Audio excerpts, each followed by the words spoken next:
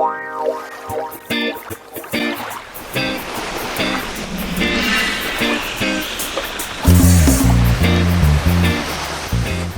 started back in 1974 as a hang gliding school. It started out of a garage. John Harris, being the owner, started teaching people with a hang glider he had out here on the state park. Well, what's now a state park, it wasn't even a state park when he started. So KHK has been around for a while. Started out as one guy wanting to share his love of flight with everybody else, and it's built into this largest hang gliding school in the world. The location that we're able to fly in down here, what makes this school so unique is that we have the East Coast's largest sand dunes. We're flying out here on sand dunes that are up to 80 feet high. They have dunes that face every direction. So as a hang glider pilot, you need to launch and land into the wind. So it's good to have hills that face whichever way the wind's blowing. Well, the winds change, obviously, wherever you are, certainly here on the Outer Banks. So what we'll do is if the winds change out here, we just move to a different part of the hill. The typical experience for a student is they're going to come out here after having gone through about an hour of ground school. Then they'll spend 2 hours out here on the dune where they get 5 flights. Now, there's a lot of students, so it's not just one person. There's up to 20 people during a class. But those classes are split up so there's only 5 students per instructor. So what you'll do is you'll alternate on and off getting your flights in with the other students in the class.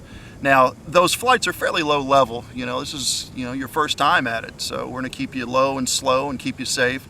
Usually about 5 to 15 feet off the ground and fly about 50 yards or so. Kind of depends on the wind and how people are doing. But it's about the average first lesson experience. But what's interesting about it is that first lesson, once you've gone through it, you know how to fly a hang glider. I mean, you're not great at it yet. You're not practiced enough at it. But you know the controls of the glider. You know how you launch it. You know how you land it. You know everything in between.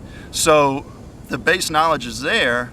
From then on, it's just practice until it becomes second nature to you. So it's a beginner lesson, but you get a lot out of it for sure. Kids hang gliding lessons, it's fairly new for us. There's a weight limit you need for hang gliding. The way you control a hang glider is by shifting weight around underneath the wing.